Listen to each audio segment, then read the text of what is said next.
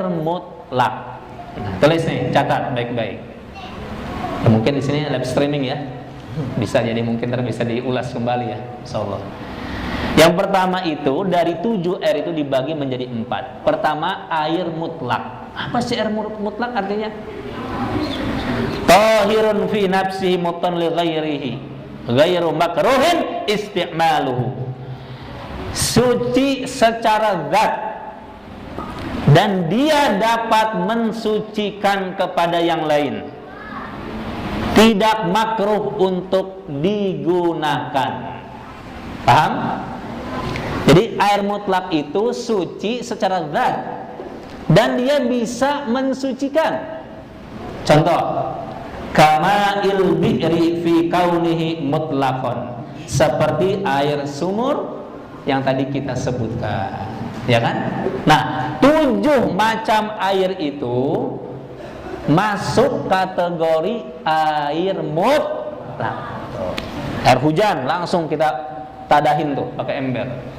Air mutlak tuh. Jadi air mutlak itu suci, mensucikan. Itu artinya.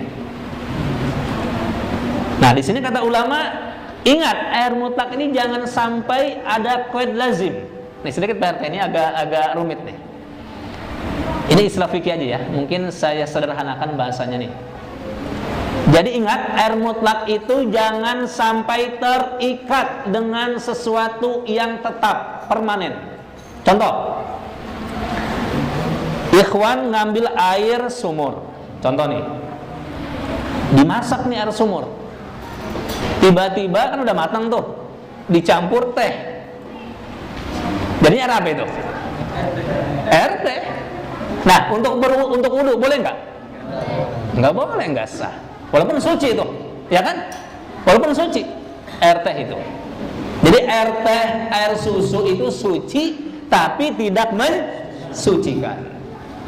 Tapi sebelum itu air sumur kita campur sama teh atau gula, maka dia menjadi mutlak. Masih orisinil lah kemutlakan airnya. Paham? Ingat, sifat air tadi ada berapa? Ada 3. Rasa, terus warna sama bau. Air sumur bening kan? Nah, ketika dimasak dengan teh, beda nggak? Nah, jadi udah warnanya saja sudah berbeda tuh. Jadi kalau sampai rubah itu air dari warnanya atau dari baunya atau dari rasanya, maka itu bukan lagi air mutlak. Kesuciannya tidak bisa untuk berwudu, mandi hadas besar dan sebagainya. Itu ya, bisa dipahami ya. Nah itu. Terus ya. Fala yadurru al-qaidul munfaqu. Nah, ingat nih ya, tolong nih dengarkan nih. Ikhwan akhwat. Enggak apa-apa walaupun qaid munfaq. Tadi qaid lazim atau munfaq. Udah gini aja dah, indahnya nih apa nih bahasa sederhananya Ustaz Yahya. Contoh nih. Kita ngambil air sumur. Taruh di ember. Tuh ya, taruh di ember nih. Itu airnya jadi air apa itu? Apa air sumur atau air ember? Air sumur tetap. Tetap ada sumur kan? Ya. Nah, dari sumur pindah ke ember. Ember itu tidak dikobok sama kita, contoh. Tidak kena najis, tidak kena cipratan wudu kita, maka air yang di ember itu masih suci, mensucikan. Tuh. Paham? Kita masak, kita masukin teh sama gula. Nah, itu jadi tidak mensucikan lagi tuh. Karena udah terkontaminasi, udah tercampur. Warnanya sudah hilang, baunya sudah hilang kan? Nah, tapi air yang di ember pindah dari air sumur ke ember itu masih mutlak. Nah, jadi gini nih, ya. Kita wudu boleh nggak dipakai air seember? Boleh. Ingat nih, terkadang sebagian masyarakat nggak paham. Bahkan dia wudu, itu ember dekat di dia tuh. Ambil segayung, nawaitul wudu'a. Cipratan tuh masuk ke ember. Tidak sah dia yang punya wudu. Hati-hati. Nah, harusnya di tempat yang tinggi taruh, jaraknya agak jauh. Nah, boleh tuh. Kita ambil segayung, hati-hati tuh. Tuh fikih tuh sampai ke situ. Ini mau wudhu, itu ember. Bagus emang dia ngambil dari sumur. Dia celupin tuh ya. Nih prat dia. Nawaitul wudu'a, ceprek. Enggak sah. Ayo, kalau wudunya enggak sah, salatnya enggak sah. Otomatis la tuqbalu 'indallah, tidak diterima oleh Allah Jalla Jalaluhu. Tapi kalau kita pakai ilmu, walaupun kita sholatnya enggak khusyuk, insya Allah syartu sihah sudah kita penuhi, pasti Ustaz Yahya Allah terima. Tuh, di situ. Baik ya. Nah, itu yang pertama namanya air mutlak. Jadi kesimpulan, air mutlak ini syarat wajib hukumnya untuk berwudu, untuk menghilangkan najis. Termasuk nih, ya kita habis BAB, ada kita punya air seember, dikobok nih sama bocah nih, ceplok aja ya, kita istinja, tidak sah. Hati-hati, Masya Allah, awas nih, ngeri kan? Tuh, ini sepele di masyarakat, tapi besar nih dapat mata Allah ini. Untuk menjaga kita punya kesucian dan kesahan kita punya ibadah. Ya, jadi anak ulangi lagi, syarat mutlak, ya, syarat wajib mandi hadas besar, berwudu, ya, menghilangkan najis, wajib pakai air mutlak. Paham? Asli. Gimana keran? Kan bagus itu kan, mengalir kan, cakep itu. Tapi jangan mentang-mentang keran dibuka, mandi hadas di ember, nyiprat tuh ke ember, tidak sah dia. Tuh, hati-hati. Baik, yang kedua, wa tsani'u tahirun mutahhirun makruhin. Tahirun mutahhirun makruhin isti'maluhu fil badani la fit thawbi wa huwa al-ma'ul musyammasu al-musakhkhanu bi ta'thiri syamsi fihi. Ya Allah ya. Yang kedua ini yang disebut tadi oleh ulama setelah air mutlak, yang kedua air musyammas. Apa? Musyammas, ma'ul musyammas. Ya. Apa definisinya? Suci, mensucikan, tapi makruh digunakan. Makruhnya apa digunakannya? Di badan, untuk berwudu, untuk mandi hadas besar. Oh, ikhwan, akhwat yang habis haid. Tuh. Nah, mandi pakai air musyammas. Apa air musyammas itu? Air yang kena sinar matahari. Ya, hati-hati nih. Tapi status hukumnya bukan haram, makruh. Ya, apa sih makruh? Wa fa'ilul makruhi lam yu'adzab. Tuh, itu saja ya. Jadi orang yang melakukan perbuatan makruh enggak Allah azab, enggak Allah siksa. Ya, tapi Allah bencilah seperti itu. La fi thawbi. Nah, boleh nih kita mencuci baju dengan air kena sengatan matahari, boleh. Tapi kalau untuk berwudu makruh. Wa huwa al-ma'ul musyammas al-musakhkhanu bi ta'thiri syamsi fi, yang kena sinar matahari. Ya. Kita punya tower tuh. Ya kan, di rumah tuh. Di musala, di masjid. Masya Allah, coba jam 12 kita. Allah karim. Ini belum seberapa di Mekah nanti ntar para ikhwan akhwat umrah haji. Ya Allah, subhanallah, mana luar biasa panasnya saja ya. Waduh. Tapi alhamdulillah ya, walaupun itu panas itu air, tapi kita nggak ada yang kebakar punya kulit. Tuh ya, keajaiban tuh di Mekah tuh. Tanah haram Allah jaga tuh ya. Apalagi tuh di Jeddah tuh. PRT kita turun kan? Transit tuh, udah turun tuh di Jeddah tuh. Ya Allah Robi, luar biasa itu air, itu kayak digodok itu air. Makanya para ibu-ibu akhwat tuh pada ini ya, laki-laki pada apa nih? Pada ada yang BAB, ada yang pada ngejerit. Ya sama aja tuh, ya dia istinja pakai air panas. Anak juga kelojotan anak. Subhanallah, la haula wala quwwata illa billah. Bener. Di Jeddah tuh, kaget tuh ya. Kita sholat turun, Masya Allah Rabbi, sampai ngejerit tuh, akhwat tuh ada tuh, saking panasnya itu. Ya gimana coba air panas kena bagian sensitif Pak RT? Subhanallah, la haula wala quwwata illa billah. Mungkin kayak nggak kuat bisa pingsan nih tuh mana nih. Bang, tahun depan tuh. Masya Allah ya. Gratis. Tapi insya Allah Allah jaga ya. Walaupun kita kena panas itu ya, bagian sensitif hanya itu aja. Tapi dapat berapa menit Allah jaga, udah biasa aja. Ya, itulah tanah haram yang Allah jaga di sana. Wa innama yukrahu syar'an biqadri harin fi ina'in mumtabi'in illa ina'an naqdaini li safai jawrihima. Nah, jadi begini ya para ikhwan, para akhwat, yang kata ulama ini kenapa dimakruhkan? Dimakruhkan air musyammas itu bagi daerah yang panas. Tuh ya. Yang dimana dia menggunakan wadahnya itu yang dicetak dari logam. Tuh ya, seperti Hijaz, Madinah dan Mekah tuh. Itu kan tanah haram tuh ya.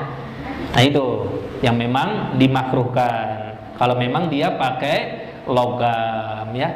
Tuh. Tapi ingat, illa ina'an naqdaini li sifai jawrihima, kecuali dia pakai wadahnya terbuat dari emas dan perak. Karena emas dan perak itu dia bersih secara elemennya itu tidak akan berkarat. Kalau logam pasti berkarat enggak Ustaz? Iya. Pasti berkarat logam ya. Tapi emas perak enggak. Nah itu. Jadi ini makruh status hukumnya. Kalau kita punya logam, wadah dari logam, tuh kita masukin air itu kena matahari. Nah itu yang dimakruhkan. Nah kalau kita emang ada logam, kita ada ember kan? Atau kita punya tower itu ya, tower besar tuh. Ya, di sini ada tower nih, sedia ya. Pakai tower ya, kena matahari itu panas, nah itu. Nah itu makruh tuh. Makruh. Baik, kita lanjutkan ya. Wa idza baradatil musyammasu wa idza barada al musyammasu zalatil karahatu.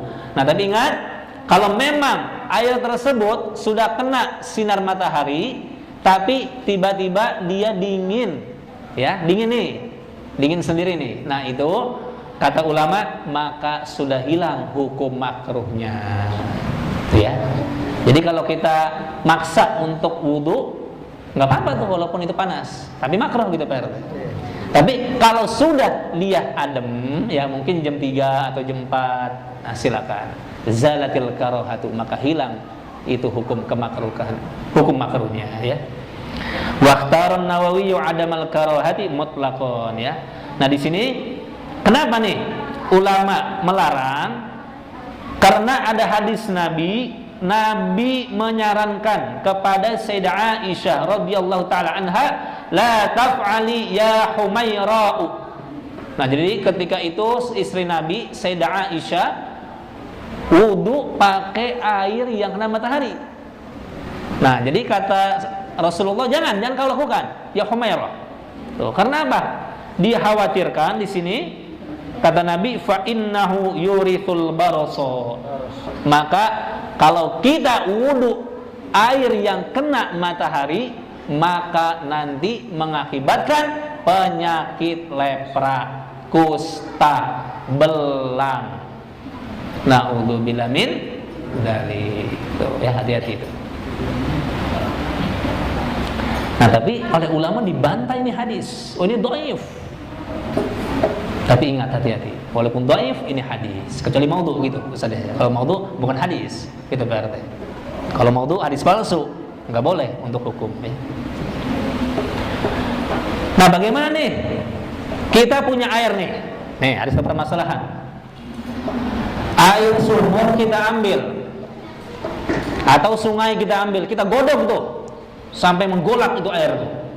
Nah, tiba-tiba kita wudu pakai air godokan, boleh nggak tuh? Jadi panasnya bukan dari matahari, dari api, dari kompor, dari kayu bakar. Nah, dijawab oleh ulama wa yukrahu ayyudur syadidus suhunati wal burudah. Nah, makruh tetap hukumnya. Jadi kalau makruh ini bukannya haram, bukan. Ya, dikerjakan boleh, tapi tidak Allah siksa, hanya dibenci saja. Nah, itu ya para jamaah ya. Baik ya, 10 menit lagi nih. Ya. Ini ada satu lagi ya. Sebenarnya ada dua lagi Pak RT, tapi waktunya tidak keburu lah ya, karena panjang ini. Yang ketiga, pembagian air, yaitu wal qismus salisu tahirun fi nafsihi ghairu mutahhirin li ghairihi al-ma'ul musta'malu. Yang ketiga yaitu air musta'mal. Yang pertama coba nih jangan lupa apa? Yang pertama air mutlak. Yang kedua air musyammas. Yang ketiga air musta'mal. Apa definisinya air musta'mal? Suci secara zat, tapi dia tidak bisa mensucikan kepada yang lain. Artinya air ini suci, tapi tidak mensucikan. Tidak bisa untuk bersuci, tidak bisa untuk berwudu, tidak bisa untuk menghilangkan najis, tidak bisa untuk mandi hadas besar. Itu air musta'mal. Tuh. Nih, mana air musta'mal contohnya? Nih ya. Musta'mal. Contoh nih. Ikhwan akhwat mushollah majlis taklim al hikmah wudu ya, wudu. Ditaruh di ember tuh. Ada ember di bawahnya ya.